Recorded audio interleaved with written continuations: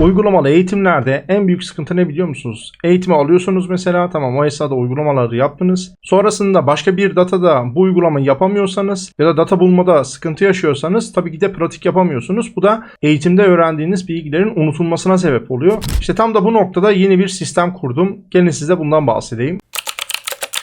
Öncelikle kendimi tanıtayım. İsmim Fatih Sucu. Daha öncesinde özel sektörde coğrafi bilgi sistemleri alanında eğitim ve tek destek biriminde çalışıyordum. Yani yaklaşık 10 yıl olarak. Şimdi ise MapPoint YouTube kanalında coğrafi bilgi sistemleri üzerine eğitim videoları üretiyorum.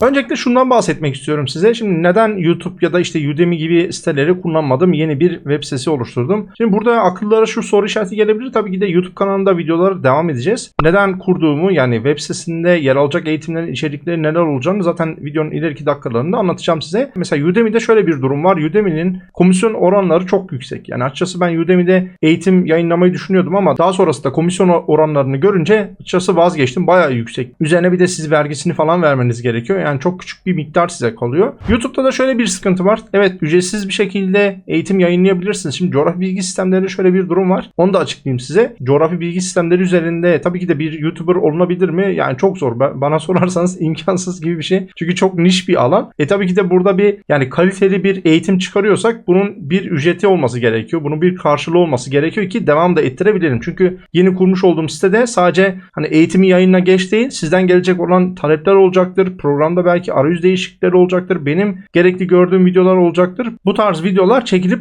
yani sisteme eklenecek ki ayrıca zaten canlı yayınlar gibi sistemler de olacak. Onu zaten anlatacağım size. Burada da katıl üyeliği üzerinden belki eğitimler hani olabilir de, yani üst seviye eğitimleri ya da daha detaylı eğitimleri katıl üyeliği üzerinden, ama katıl üyeliği zaten benim kanalda henüz açılmadı. Öyle bir durum var. Mesela katıl üyeliği açılsa bile YouTube'un bu sefer kesintileri yine oluyor. Çok fazla kesintileri var. Böyle olunca açıkçası ben de ekstra bir web sitesi kurmak istedim. Yani eğitim platformu kurmak istedim.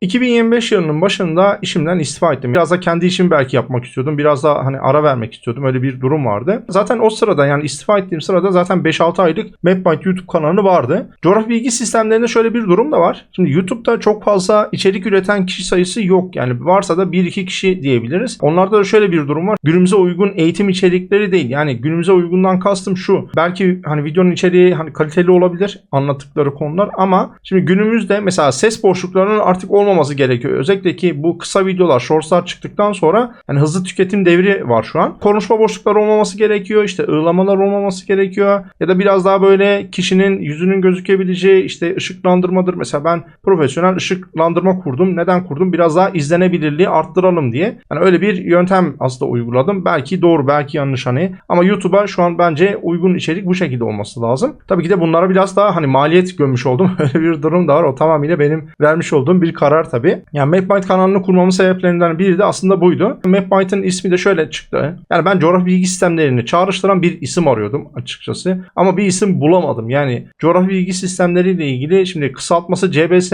yani o da ayrı bir sıkıntı. Çünkü kısaltma Türkçe kullandığınızda şimdi CBS'yi herkes anlamayabiliyor CBS'yi gördüğünde. Ya da işte coğrafi bilgi sistemleriyle ilgili bir şey kullanmak isterseniz kelime çok uzun. Yani bunu çağrıştırabilecek bir kelime açıkçası bulamadım. Yani bir isim, marka ismi olması gerekiyordu. Burada da aslında yapay zekayı biraz kullandım. Tabii ki de salak saçma önerileri oldu. Hem benim yardımım hem yapay zekayla işte bu şekilde MapPoint ismini oluşturmuş olduk. MapPoint ismini çıkarttıktan sonra da yine logoyu hazırlamak gerekiyordu. Logoyu da yine ben yapay zekaya yaptırdım. Yani bu ne zaman? 2024'ün ortalarından bahsediyorum. Yani YouTube kanalının oluştuğu zamanlarda. YouTube kanalını kurdum ya, orada marka için bir başvuruda bulunmadım. Çünkü YouTube kanalı ne olacak? Yani markayı isterse başkası alsın, yani çok da önemli değil. Sonrasında bu eğitim sitesini kuracağımızda, yani bu fikir çıktığında işte 2025 yılının başlarındaydı. Orada marka tescil başvurusunda bulundum. Yani daha doğrusu 2025'in ilk çeyreğinde falan. Türk Patent'e girdiğiniz zaman burada marka araştırması yapabiliyorsunuz. Mesela yapalım. MapPoint diye yazdım buraya, tamam mı? Burada mesela bu herhangi birisi almış mı almamış mı buradan görebiliyorsunuz. Bu neden önemli? Yani siz bir marka ismi belirlediğiniz zaman başkası aldıysa siz o markayı alamıyorsunuz. Yani ona göre ismi değiştirmeniz gerekiyor. Bakın şurada alınmış bir şekilde gösteriyor zaten logoyla birlikte. Eğer alınmadıysa gelip bu Türk Patent'ten işte buradan giriş yaparak başvurusunda bulunabiliyorsunuz. Yani marka tescil başvurusunda bulunabiliyorsunuz. Bu da biraz uzun sürüyor açıkçası. açıkçası. Bu 3-4 ay sürdü bu süreç. Burada da yaklaşık olarak işte 8.000 küsür TL para verdim. 2025 yılı için söylüyorum bunu. 2 kademeli olarak para almıştı. Birincisi 2350 TL ödeme oldu. Sonrasında da 5790 TL ödeme yaptım. Yani toplamda 8140 TL ödeme yapmış oldum. Bu marka tescil süreci için. Tabii her yıl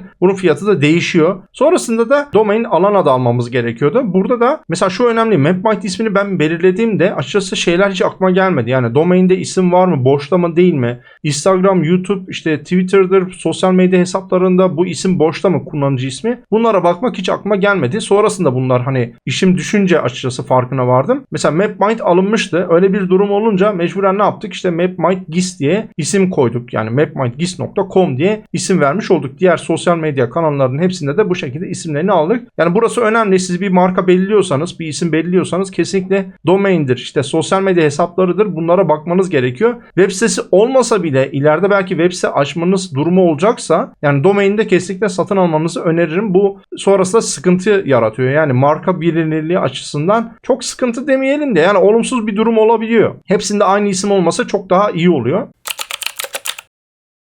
Şimdi geldik yazılım kısmına. Yani evet siteyi görüyoruz. İşte siteye bakıyoruz ama şimdi ben bu işlere çok yabancıydım. Tabii bir yıl içerisinde bayağı bir ilerleme kat ettim. Tabii ki de siz web sitesini bu şekilde görüyorsunuz ama arka tarafında 3 katman var diyebiliriz. Yani bu işin altyapısında 3 tane katman var diyebiliriz. Birincisi frontend dediğimiz vitrin kısmı. Yani siz web sitesinde butonları görüyorsunuz, seçenekleri görüyorsunuz ya. Onlar bizim vitrin kısmımız. Yani frontend diye geçiyor. Burada da hem modern hem de hızlı olsun diye Next.js'i kullandık. Yani frontend kısmında. İkinci kısmımız API kısmı. API kısmı aslında bizim mutfağımız da diyebiliriz. Yani anlaşılabilir olsun diye bu şekilde anlatıyorum. Mutfağımız yani siz videoyu izle dediğiniz zaman oradaki komutu alıp yani oynatan aslında API kısmı görev alıyor. Yani kimin hangi eğitimi satın aldığı, işte videoları izleyip izlemediği bu şekilde API üzerinden kontroller yapılıyor. Bu kısımda yine mutfak kısmı diyebiliriz açıkçası. Üçüncü kısım ise hafıza dediğimiz database kısmı. Bütün kullanıcıların bilgilerinin yer aldığı, işte videoların yer aldığı, yani web sitesiyle ilgili bütün her şeyin saklandığı depo işte ya da kasa diyebiliriz. Tabii ki de web siteye baktığımızda çok basit gibi gözüküyor ama kesinlikle değil. Yani bu işin içerisine girince ben gördüm. Kesinlikle kolay bir iş değil.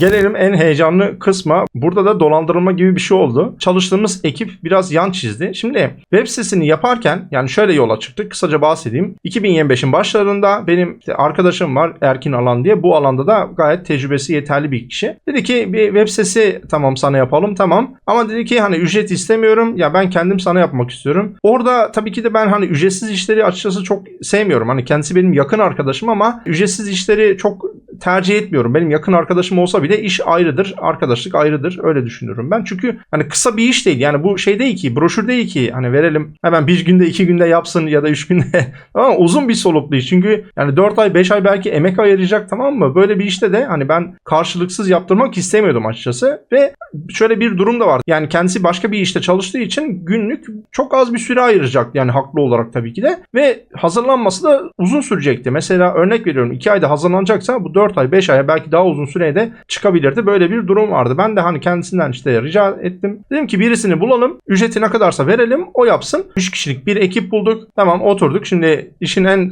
zaten cafcaflı kısmı burası. Ekiple oturduk konuştuk. İşte toplantı yaptık. Ondan sonra konuştuk ettik. Şimdi 100.000 liraya anlaştık. Tamam 100.000 lira dediler. Ben hiç pazarlık bile yapmadım. Tamam dedim. Biraz da zaman ilerlemiş çünkü ne zaman bu? Nisan sonu falan yani bu yaptığımız toplantı. Çünkü birilerini bulamadık açıkçası. Ben hatta bir iki tane firmaya da yazdım. Geri dönüş bile olmadı. Yani canlı destekten yazdım, mail attım. Dönüş yapan olmadı. Yani çok ilginç. Böyle olunca bu ekiple işte oturduk, konuştuk. Ekip işte vaat üstüne vaat verdi. 2 ayda biz bunu bitiririz. 1 ay kendim test edeceğim. Yani ekibin başındaki kişi bunu söylüyor. 1 ay diyor kendim test edeceğim. 1 ay diyor siz test edersiniz diyor. 6 ay boyunca diyor isterseniz bizim sunucumuz var. Size sunucu desteği ücretsiz bir şekilde sağlarız diyor. Yani böyle şeyler var. Hatta diyor burada o attığım örnek siteyi de bunun dışında da diyor ekstra talepleriniz olursa diyor bunları da yaparız diyor. Hiç problem değil. Biz hepsini hallederiz. Hatta diyor 1 ayda diyor halledeceğiz. 2. ayda testlerini ben yapmış olacağım diyor. Yani bu şekilde söyledi. Başladık. 100.000'le de anlaştık. Sonrasında yani 50'yi ilk başta verdik. İşte 50 de iş bitimine doğru verilecek. 1 ay boyunca hiçbir şey yapılmadı. Öyle söyleyeyim. 1 ay boyunca hiçbir şey yapılmadı. Sonrasındaki 1 ayda da iş uzadı. 3 ayda yarısından fazlasını tamamladılar. Sonrasında büyük sıkıntı yaşadık. Yalanlar mı dersiniz? Hiç o 6 ay ücretsiz sunucudur. Bunlar konuşulmamış gibi durumlar oldu açıkçası. En sonunda da şöyle bir durum oldu. oldu. Yani 7.000 lira mı 8.000 lira mı ne ekstra para istendi. Tamam mı? Öyle olunca ben artık işi iptal ettim. Yani ilişkiyi de kestim. Artık nereye kadar yapıldıysa onları aldım. Böyle iş yarım yamalak kaldı açıkçası. Ya büyük yan çizdiler. Öyle böyle değil. Çünkü başta konuştuğumuz hiçbir şey daha sonrasında adam akıllı yapılmadı. Bunu da bahsedeyim. Ha burada da benim peki hatam ne oldu? Benim normalde böyle bir şey yapmam kesinlikle. Yani kesinlikle benim çalışma prensibimde böyle bir şey yoktur. Ama niyeyse ne toplantı kaydı aldım. Ne toplantı notlarını mail olarak paylaştım. Yani yazı, sözleşme falan hiçbir şey yok. Ya böyle olunca tabii durumu da kanıtlayamadım açıkçası. Böyle bir mevzu oldu. Ben de artık kurtulayım bunlardan diye paralarını verdim açıkçası. Bu şekilde ilişkiyi de bitirmiş olduk. Sonrasında Erkin Alan arkadaşım sağ olsun dedi ki tamam biz kendi kendimizi halledelim. Onun sayesinde projeyi tamamlamış olduk.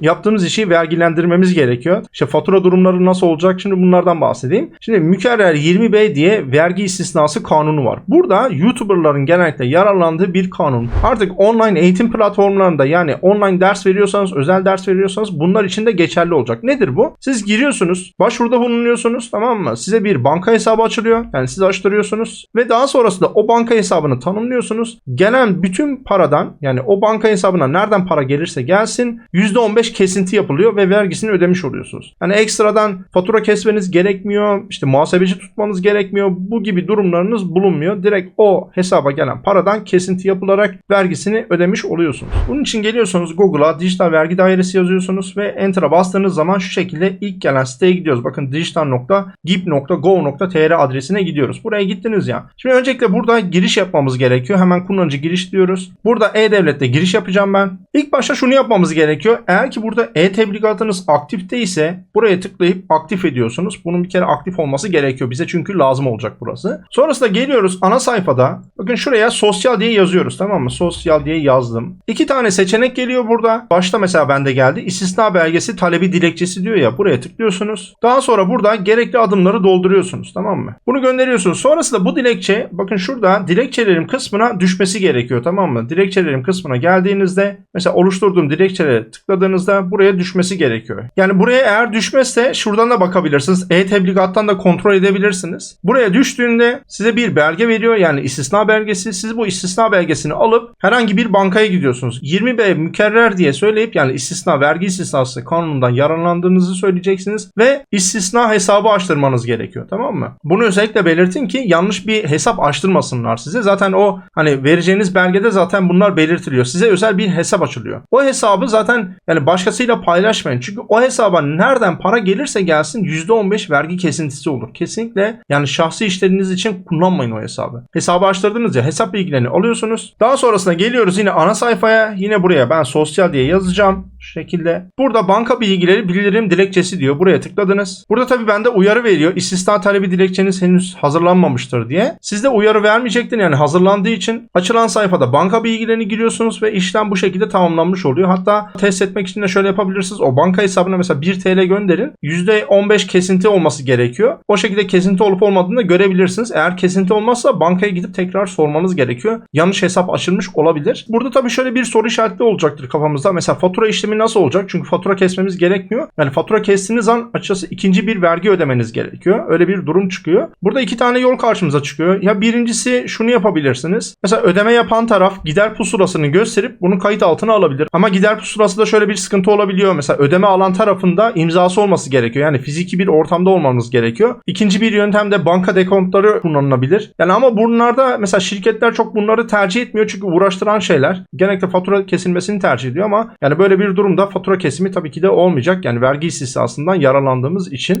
Tabii siteyi hazırlarken bazı maliyetler oldu. Mesela PayTR ile anlaştık. Yani iziko ile ben anlaşmayı istiyordum. Ama iziko ile anlaşamadık. PayTR ile anlaştık. Bu arada videoda bahsettiğim hiçbir hani marka, isim, reklam değildir. Hani onu da belirteyim. Sadece yapmış olduğum işlemleri bahsediyorum size. Size de hani rehberlik olsun diye. Ne kadarlık bir komisyon kesiyor PayTR? PayTR'de şöyle bir durum var. Sizin getirinize göre komisyon belirlenebiliyor. Mesela ben ne kadar anlaştım? İşte %4.97 yani %5 diyebiliriz. %5 bir kesinti oluyor orada. Mesela vergide %15 kesinti oluyor. %20 zaten kesinti olmuş oldu. Sunucu maliyeti çıkıyor. Bunun dışında benim mesela eğitim içeriklerinde onu göstereceğim zaten. Mesela Publu diye bir site var. Onu kullandım. Orada yine ekstra bir maliyet çıkıyor. Yani bu tarz maliyetler olabiliyor maalesef. Sitenin işte bakımıdır, güncellemesidir. Bu tarz durumlarda da yine maliyetler çıkabiliyor.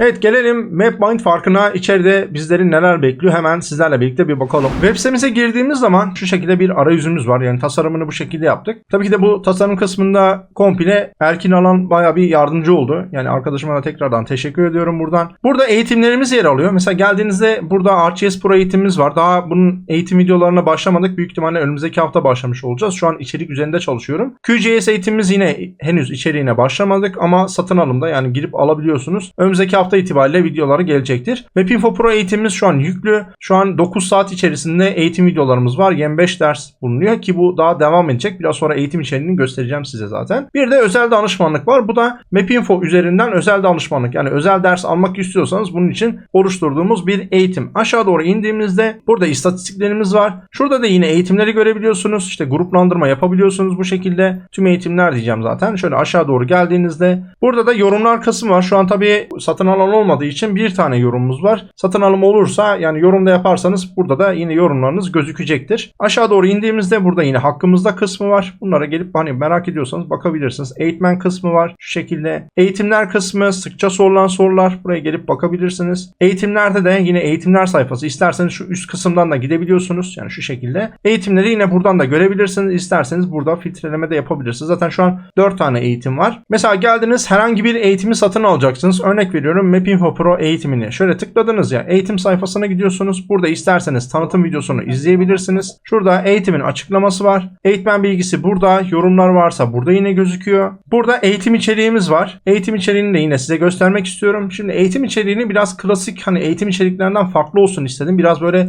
dinamik, canlı olmasını istedim. Publo diye bir site var. Bunun üzerinden hani satın alma yapmıştım eğitim içeriklerini oluşturmak için ve bunun üzerinden eğitim içeriğimizi oluşturmuş olduk. Burada girip inceleyebilirsiniz. Yani burada konuların hepsi olacak ki bu konular dışında da yine sizden talepler olursa onları da yine videosunu çekip yine ekleyebileceğiz. Şu şekilde eğitim içeriğimiz videolu, işte ya da bazı yerlerde geçişler var. Mesela dinamik bir şekilde geçişlerimiz var. Şurada yine videolarımız var. Yani bu şekilde dinamik bir yapı olsun. Eğitim içeriğini inceleyenlerin sıkılmasını istemedim açıkçası. Şurada sayfaları çevirelim. Mesela burada resimler var. İşte yüzey modelleme diyor. Mesela buraya tıkladığınız zaman şu şekilde resimlerini görebilirsiniz. Ya da işte raster veri işlemleri diyor. Tıkladınız. Burada işte sıralı resimler var. Bunları gelip bakabilirsiniz. Bu şekilde eğitim içeriğimizi hazırlamış olduk. Şurada yine sitemizin sayfası var. Burada yine info mailimiz var. Başa gitmek isterseniz de buradaki butona tıklayıp eğitim içeriğinin başına gidebilirsiniz. Eğitimi satın almak isterseniz gelip burada kuponunuz varsa kupon kodunu buraya girebiliyorsunuz. Eğitime katıl dediğinizde öncelikle bir kayıt oluşturmanız gerekiyor. Daha sonra ödeme yap dediğinizde ödeme sayfasına gönderiyor ve orada ödemeyi gerçekleştiriyorsunuz. Sonra mailinizde bir hoş geldin maili de geliyor zaten. Yani oradan da bakabilirsiniz ya da gelip giriş yapıp eğitimlere erişebilirsiniz. Eğitimlere mesela satın almayı yaptınız ya, gelip buradaki öğrenci girişine tıklıyorsunuz. Mesela ben kendi hesabımla buraya giriş yapacağım. Evet, giriş yaptım. Yani Fatih Demo diye bir tane hesap oluşturmuştum daha öncesinde. Öğrenci panelini kontrol etmek için profilime tıklıyorum. Burada isterseniz resim yükleyebiliyorsunuz. Burada zaten bilgiler yer alıyor. Bunları değiştirmek istiyorsanız bize mail atmanız gerekiyor ama şifreyi kendiniz değiştirebiliyorsunuz burada. Eğitimlerime girdiğinizde burada eğitimleriniz var. İşte satın aldığınız eğitimleri buradan görebiliyorsunuz. Ne kadar para ödemişsiniz, hangi tarihte satın almışsınız. Eğitimler kısmında da şöyle göstereyim size. Mesela eğitimlere tıkladınız ya, burada mesela Mapinfo Pro'nun eğitimleri bu şekilde yer alıyor. Şu an 10. konuya kadar gelmişiz. Tabi bunların devamı da olacak. Burada mesela data indirme linkimiz de yine şu alt kısımda yer alıyor. Şuradan indirebiliyorsunuz. Şimdi eğitim sistemimize baktık. Burada hemen şundan da bahsetmek istiyorum. Yani MapMind GIS'in farkı ne olacak? Mesela YouTube'da da eğitimlerim var. Evet, gelip oradan da izleyebilirsiniz herkese açık bir şekilde ama buranın farkı ne olacak? Burada birincisi canlı yayınlar olacak. Yani siz sorularınız varsa aklınıza takılanlar gelip canlı yayında birebir sorabiliyorsunuz. Ben hani o anda uygun data varsa gösteriyorum. Yoksa hazırlayıp bir sonraki hafta ya da bir sonraki canlı yayında gelip size anlatabiliyorum. Bu bir. İkincisi, size özel bir WhatsApp grubu olacak zaten. Orada gelişmeler olursa bazen benim bulduğum işte eklentiler olabiliyor. Ya da işte bazı web siteleri olabiliyor. Onları orada sizinle paylaşacağım. Paylaşılabilir datalar varsa eğer, yani telif hakkı olmayan, onları da yine sizlerle paylaşabileceğim. Bunun dışında eğitim içeriklerinin hepsi yani detaylı bir şekilde hazırladım. Nasıl detaylı? Siz gelip burada mesela koordinatlandırmaya geliyorsanız, işte koordinatlandırma nedir diyor ya. Burada koordinatlandırmanın teori kısmından bahsettik. Burada uygulamamız var. Eğitimin en önemli ayırıcı noktası şu: senaryolu kısmı var. Nedir bu? Siz geliyorsunuz koordinatlandırmada benimle birlikte uygulama uygulamayı yapıyorsunuz burada. Tamam mı? Şu şekilde. Bunun da yine datası var. Uygulamayı yaptınız benimle birlikte. Daha sonra senaryolu kısmında size bir doküman veriyorum. Siz o senaryoya göre, uygulamaya göre gidip o koordinatlandırma işlemini yapmaya çalışıyorsunuz. Burada tabii sadece koordinatlandırmadan bahsediyorum ama mesela ileriki uygulamalarda geçmiş konulara göre siz ilişki kurarak, analitik düşünerek uygulamayı yapmanız gerekiyor. Mesela geldiniz işte nereye? Örnek veriyorum. İşte tablo yapısına geldiniz, tamam mı? Mesela tablo yapısında senaryolu uygulamayı bir bakalım mı? Bunun sesini kapatacağım. Şöyle bir videoyu oynatalım. Mesela 7. bölümde bizden neler isteniyormuş? Siz gelip buradaki 7. bölümü önce kendiniz yapmaya çalışıyorsunuz. Eğer yapamazsanız gelip o zaman videoyu izliyorsunuz. Bu size neyi kazandırır? Şimdi siz zaten burada yani tablo yapısı konusunda benimle birlikte uygulamalar yapmış oluyorsunuz. Orada bir öğrenme süreci başlıyor. Sonrasında siz kendiniz burada yapmaya çalıştığınızda yapamazsanız gidip yine tablo yapısı konusunu izleyip hani öğrenip gelip yapmaya çalışıyorsunuz. Yaptınız, doğru mu değil mi? Ya da yapamadınız, yarısına kadar mı yaptınız? Gelip buradan bu videoyu izleyerek kontrol edebiliyorsunuz. Yani eğitimlerde zaten en büyük eksiklik o. Eğitmen ne kadar iyi olursa olsun uygulamalı bir eğitimde siz eğitim alıyorsunuz ya. Mesela ben de 10 yıl boyunca eğitim verdim. Sıkıntı ne biliyor musunuz? Sıkıntı şu. Mesela öğrenci, katılımcı geliyor. Eğitime girdi. Tamam, çok güzel. Eğitmen 10 numara olsun, tamam mı? 10 numara anlattı. Çok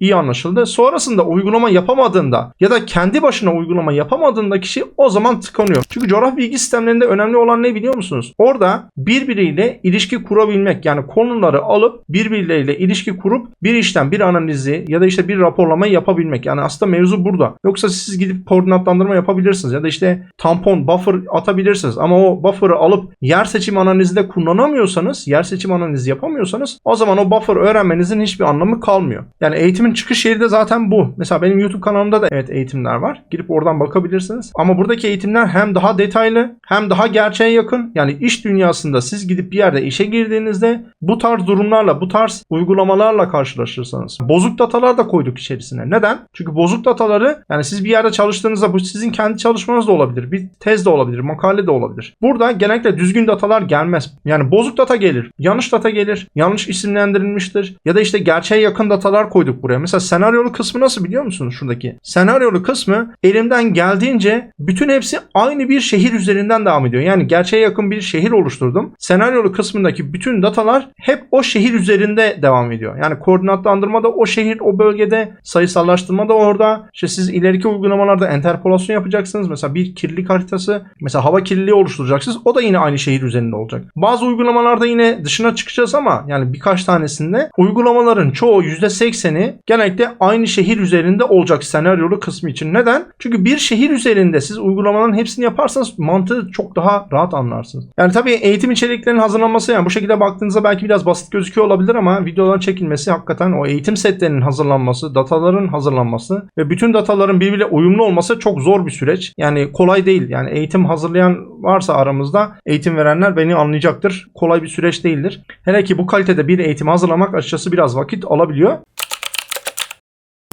MapByte'ın hikayesi bu şekilde başladı. Tabii işte yolda düştük, kalktık, dolandırıldık. Yani biraz ekipten işte biraz sıkıntılar yaşadık ama şu an artık son haliyle web sitemiz hazır bir şekilde yayındayız. Açılışa özel de her eğitim için 10'ar tane kupon yine açıklama kısmına bırakacağım. Satın almak isterseniz gidip o 10 kupondan istediğinizi kullanabilirsiniz. Yaklaşık 3000 TL'lik bir indirim yapacak. Sizin de varsa yorumlarınız, bu konuyla ilgili görüşleriniz yorum kısmına belirtebilirsiniz. Kendinize iyi bakın. Tekrardan görüşmek üzere.